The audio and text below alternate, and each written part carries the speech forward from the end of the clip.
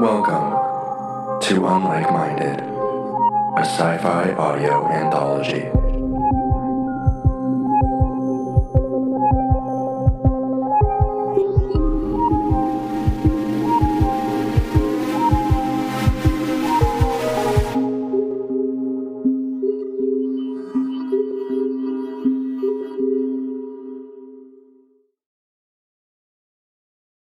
The Go West Protocol by Robbie Hyne.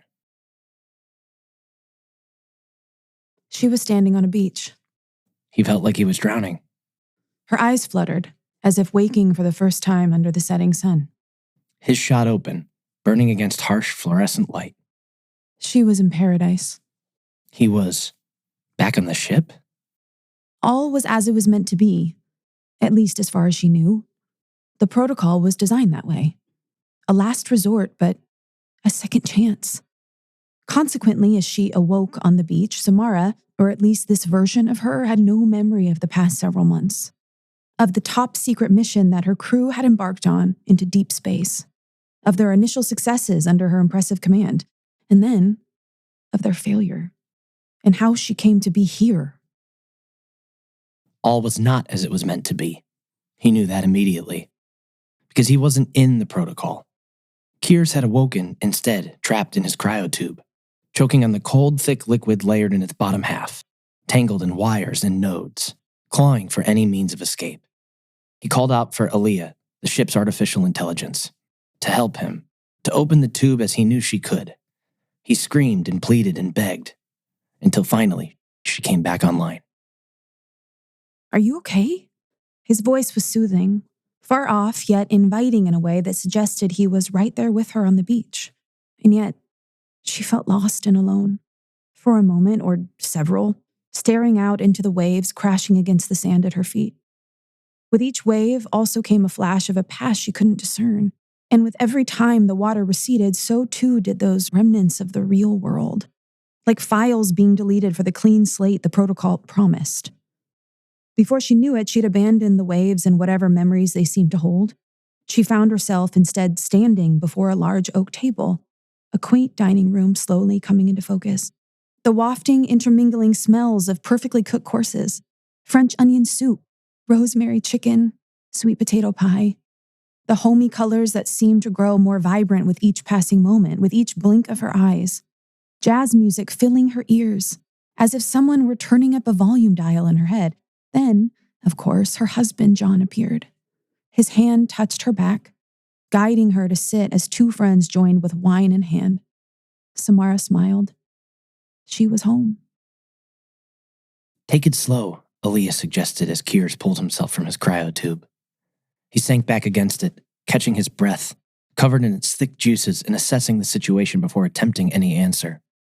As his eyes adjusted, it was as if all vibrance seemed to drain away around him.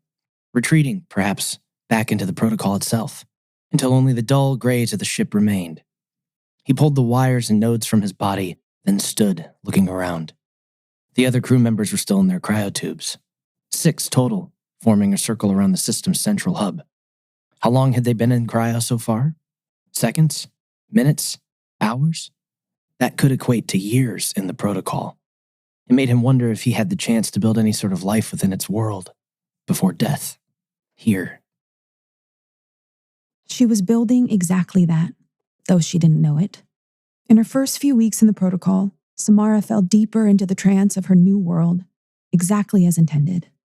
She spent blissful days with her husband, played pickleball with her friends, attended dinners and galas and events, mandated weekly therapy. She explored the beach, hiking trails, even, it seemed, every nook and cranny of the central city. A hub of towers protruding from the tallest hill in the center of the island. The world of the protocol was booting up around her, expanding, filling in details, closing loopholes, and all the while, she continued to believe exactly as intended. She was home. He spent the first few hours on the ship investigating what he and the crew had abandoned some time ago, turning off alarms, reading and rereading logs and manuals and system reports, closing relays, fixing damages, piecing together all that he could about the situation they had found themselves in. His mind was cloudy, a symptom of deep cryosleep, He knew at the very least that it was on the crew's return trip when their ship, the Hecate, was unexpectedly damaged and knocked irrevocably off course. But how was it damaged exactly? How far off course had they traveled thus far? Irrevocable as it may be, he needed to know. He needed to remember. He needed to accept, or perhaps re-accept, his fate, the crew's fate, the Hecate's fate, before even attempting to re-enter the protocol, living out his remaining hours and the years within the simulated reality. He left the others in that blissful sleep, in whatever lifetime they were living. A kindness, he thought, while he investigated. Maybe they had been rash, hasty in accepting the Hecate's demise and entering the protocol to begin with. Maybe they hadn't explored every option available to them before turning to that last resort. Maybe there was still a way to fix the ship and survive. In reality. Reality wasn't the only thing that needed fixing. Samara had always been stubborn, even subconsciously, and all the while she settled into the protocol simulation, there was always a piece of her that knew something was off, a crack in the foundation. And through that crack, as time went on, anomalies and aberrations and oddities seeped into paradise. It started simply, small, in her home, when one early Sunday morning she found a toy train toppled over on the living room floor. As far as she knew, she and her husband didn't have a child. She tucked the train away in a closet behind spare bed sheets. Another afternoon, sometime later, she was seeing double. This man passing twice in a row. That woman sitting in chairs outside 2 different boutiques. Still another day, she thought she noticed a bicycle glitch in and out of translucence. Another day, far-off laughter she couldn't seem to reach. Another. A woman she thought she recognized, though they'd never met, at least in here. Another, and another, and another. When she finally mustered the courage to bring these happenings to her therapist, the doctor simply smiled. It was but a symptom of returning to the island, of returning home after her top-secret mission. Per mission protocol, her mind had been wiped. Not an easy process, or a comfortable one. Neither was attempting to fix the ship. Kears tried everything he could think of. Aaliyah helped, though he wondered if she were merely placating him, understanding the ship was beyond repair all along. Still, he would not give up. He could not. Samara wasn't the only stubborn one. Yet, as the Hecate drifted further and further into space, Kears, it seemed, drifted further and further into madness. He reset systems, attempted spacewalks, read and reread logs and manuals and system reports, again. An endless cycle of failed attempts and maddening efforts. Until one night, sometime later, he found himself in the Hecate's back airlock. No suit, no protection, just Kears, his hand hovering over the release. Then, just as he was about to end it all, an alarm sounded from the protocol chamber. Someone else was waking up. Samara woke with a start, breathing heavily. She clutched the edges of her bed, grounding herself in her reality after a long night of nightmares. She'd been having them for some time now. Months, to be exact. Ever since her therapist reminded her of that post-mission procedure. She couldn't help but wonder if the mind wipe had gone wrong. If they'd taken too much and that's why she couldn't settle in here. Back home, right? The dreams came like those waves of the ocean slamming against the shore, hitting her with glimpses, only glimpses, of some faraway life she never had. Right? A young boy, a worn wooden cabin, a woman she loved. Wait, that woman. It was the woman she'd recognized but couldn't place some months before when things first started going awry. But where? Somewhere in the central city. The system's central hub whirred loudly as another young man choked in his cryotube. Kears came to his rescue, just like Aaliyah had done for him some time ago. The man's name was Owen Rafferty. For Kears, relief mingled with pain at the sight of him. He felt terrible that Owen had been somehow removed from the protocol. He felt glad to have the man he loved back. She couldn't be sure who she was looking for, how she knew her, or why she was important. But Samara was stubborn. And through the hours that gave way to days, that gave way to weeks, she continued her search. retracing every step she'd made in her early exploration of the city, revisiting every nook and cranny, reconsidering all that she'd seen and done. Until finally, just when she was ready to give up, Samara found herself at a dive bar she'd escaped to only once before. And now, facing the woman, Kate Reyes, she'd been searching for all along. Kears held Owen tight as he came to, then kissed him, despite the tube's thick juices dripping down his face. After a shower and some rest, he filled Owen in on everything that had happened since his own abrupt awakening. How long had it been?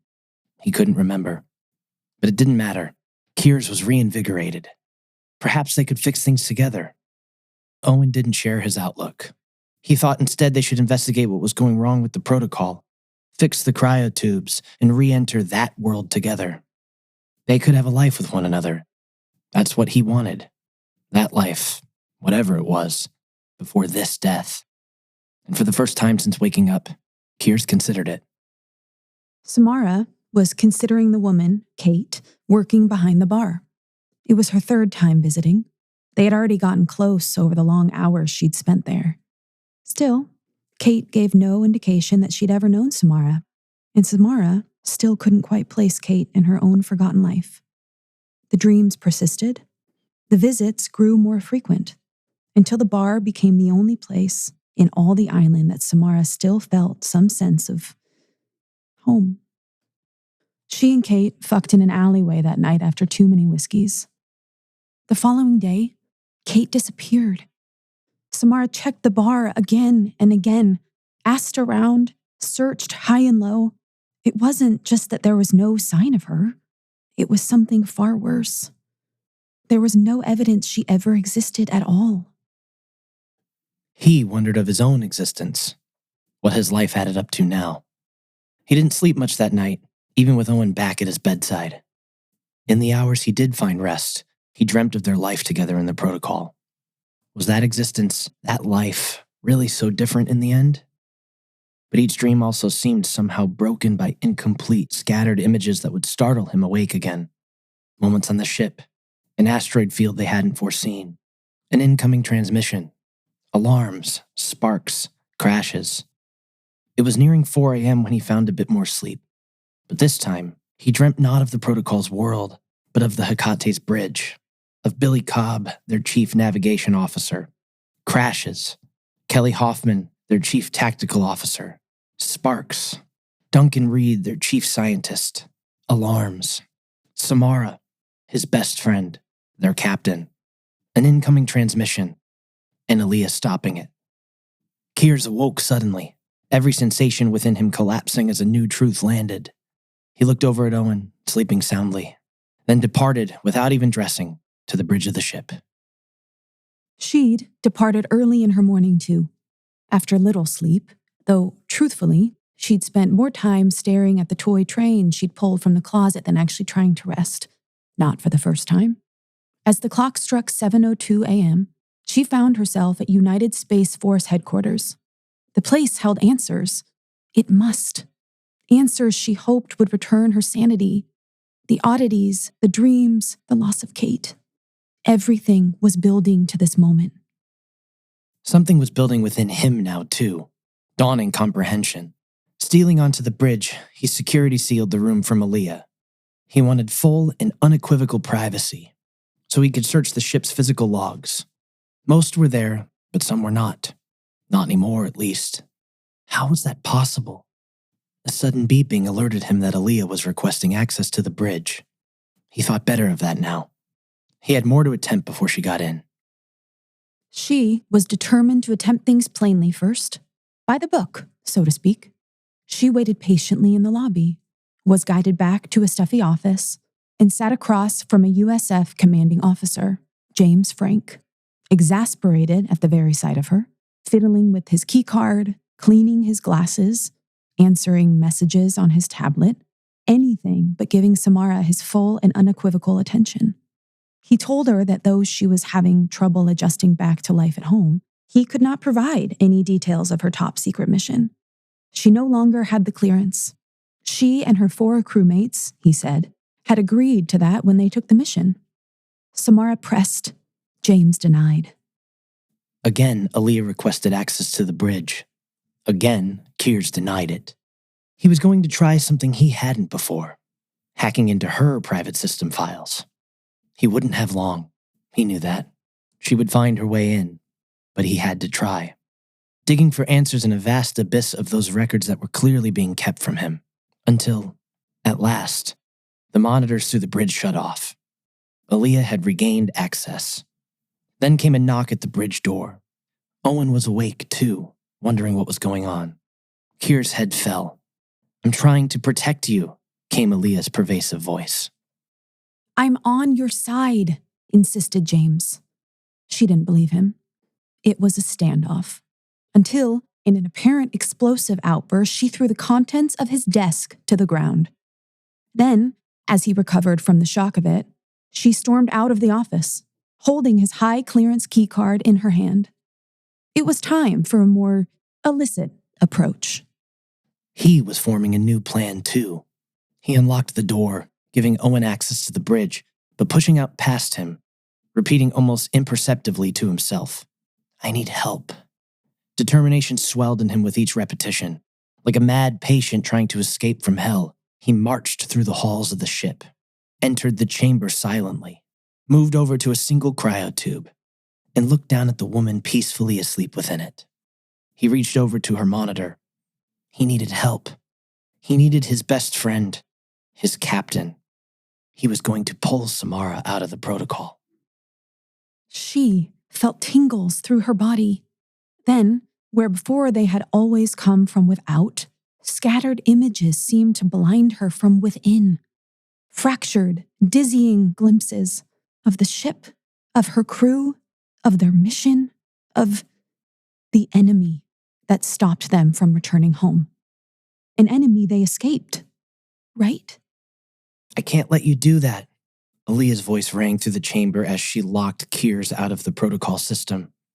"What are you keeping from us, Aaliyah?" he snapped. "Everything," she said plainly. "I want you out of my way," he insisted. "I want you gone." "No," she answered just as plainly. "I have to protect it, even if I can't protect." Her voice cut off. Gunshots rang through the ship. He ran back through the bowels of the ship to find Owen standing over Aaliyah's core, having destroyed it. She forged ahead through the bowels of headquarters to find its core, where everything being kept from her was sure to be stored. She wouldn't have long, she knew that, but she had to try. Alarms began blaring. Corridor lights switched to an ominous sparking red. Crashes of movements echoed from those in pursuit somewhere behind her. Still, she moved deeper, to the data center, to the top secret digital records, locating her name, Byrne, Samara, bypassing security protocols, digging, searching, until at last she gained access, pulling up information on a strange substance that she and her crew had been sent to investigate. Its properties were astounding, their implications more astounding still. But where? Where had they found it? That information was redacted still somehow. She kept digging, searching, until at that moment, where she was about to discover it, an explosion ripped through the data center and Darkness fell over the ship. Emergency power came online. Lights flickered back to life, dimmer than before. He heard the whirring and scratching and trilling of the ship adjusting to existence without its AI. It was altogether foreboding. The ship was dying, after all. And now, that death would come faster than ever before. Ignoring Owen, Kears returned to the protocol chamber. All was as it had been. Backup power was centralized there now, to keep the crew members alive as long as possible, so they could, theoretically, enjoy their paradise in the protocol as long as possible. He moved back to Samara's monitor, a blinking confirmation waiting to be pressed, right where Aaliyah had stopped him from waking her up. He looked at her. He reached up for it, his fingertip hovering just above the screen's surface. "Sam," he whispered. "I need you," he didn't say. she woke suddenly in a hospital bed, to the whirring and scratching and trilling of machines and monitors presumably keeping her alive or keeping an eye on her. Had she just heard a voice? No one else was there. She looked around, Realizing the room was more a lab than a hospital, her heart sank. Then, with a sudden, fiery determination, she ripped the wires and nodes from her body, then stole out of the room, marching down one hallway, then another, and another, yet somehow always ending up back in that same room, again and again and again, until hands pulled her back, turning her to face Kate in the alleyway, ready to make passionate, ravenous love to her. Whether she couldn't help it or she just didn't want to, Samara gave in. He hadn't given in. He'd let her stay in the protocol. He had other things to do first. He moved back to the Hecate's bridge and got to work at his computer again. The ship lurched.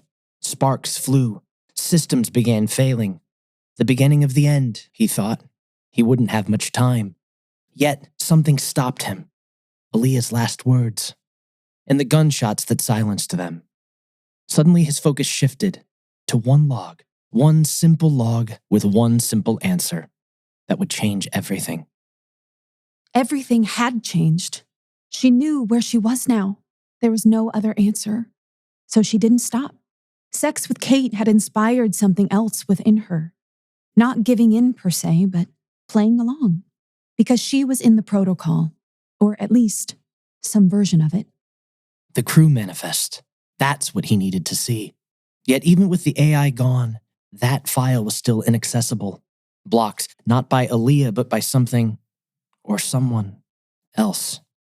Kears sat back, waiting just for a moment, knowing who would come now that he had realized. Owen appeared at the door.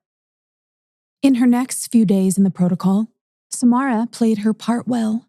She spent time with her husband, had dinner with her friends, played pickleball, walked along the beach, and even visited the bar where Kate worked once again, sneaking her away to finger her in the back room more than once. The world of the protocol was once again booting up around her, expanding, filling in details, closing loopholes. But this time, she knew for certain she wasn't home at all.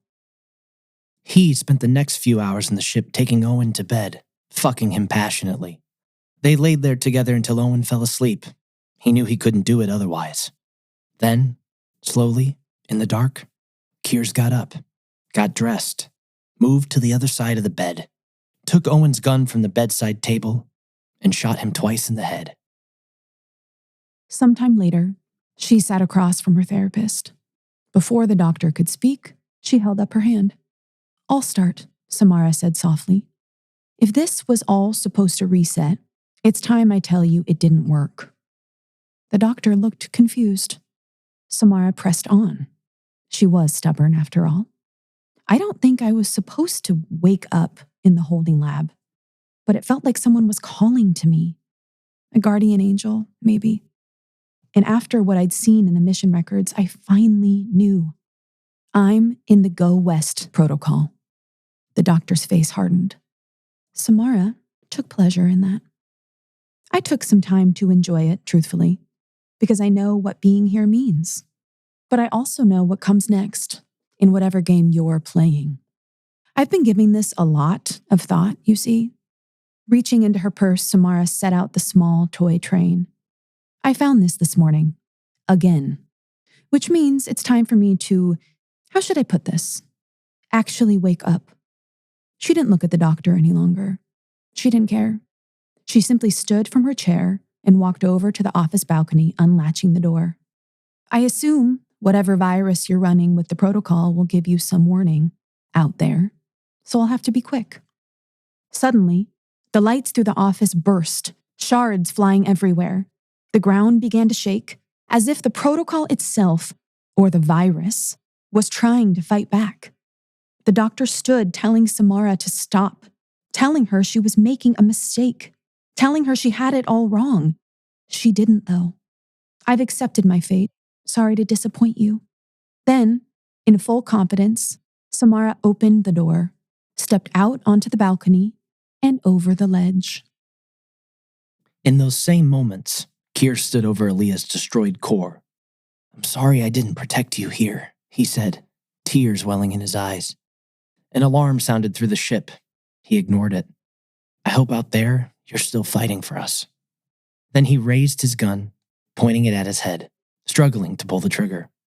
Finally willing the courage until, "Kiernan," he heard her say. The gun clicked. A blank.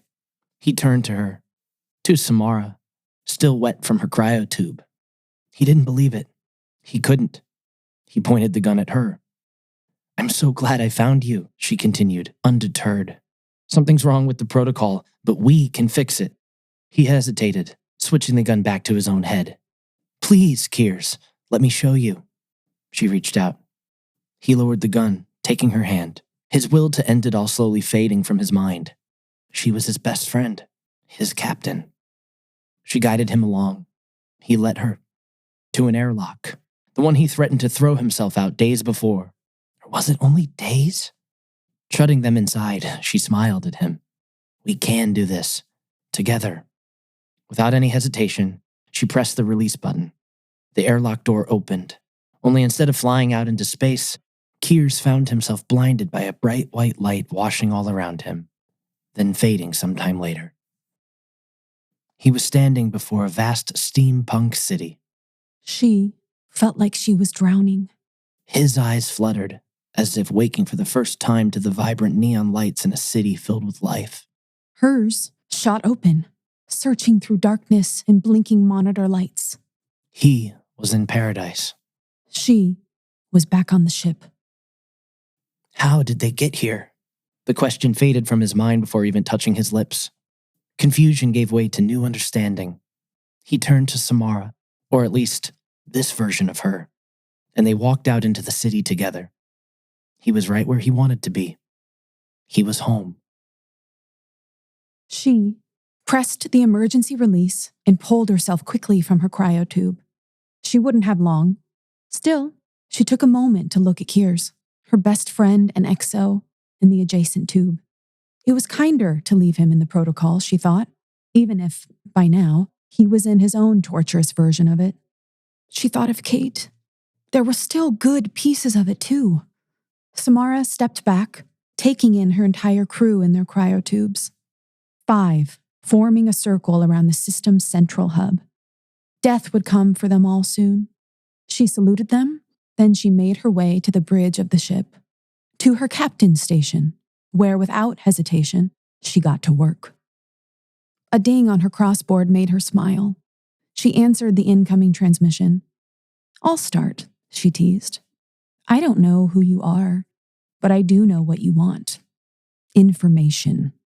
That's why you used the cover of the asteroid belt to attack our ship. You wanted us to think we escaped you, but not death.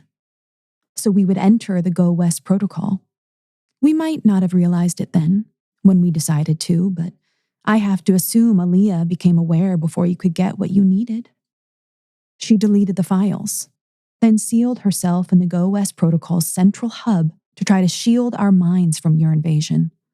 How long have you been at it? Hacking into and reprogramming the protocol to delve into the depths of our minds and force out everything we've discovered on our mission? Samara was having some fun now. She heard a crunch. The ship lurched. Another vessel was docking to the Hecate. "Come on, then. Come and get me." "Stop," came a voice through the comms just as Samara tapped them off. She smiled, then took a deep breath. In the next few moments, she sat back in her captain's chair, pulling up her personal files, the only truth she cared about. She navigated to her media, scanning through pictures and videos of the real life she'd left behind for the mission. Her son Henry, her co-parent John, her family's cabin, the woman she loved, Kate, her crew, her and Kiers side by side. She paused there, hearing footsteps approaching, then banging against the bridge door. "It's open," she teased again, clicking out of her media as several armed militants entered the bridge. They raised their guns. It was too late. Samara tapped her station's confirmation, initiating one final protocol. The Hecate exploded, and death finally came for all those on board.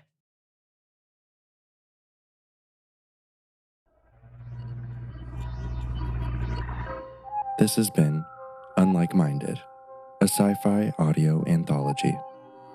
Collection 2, A Traveler's Guide, stories about space, time, and other worlds.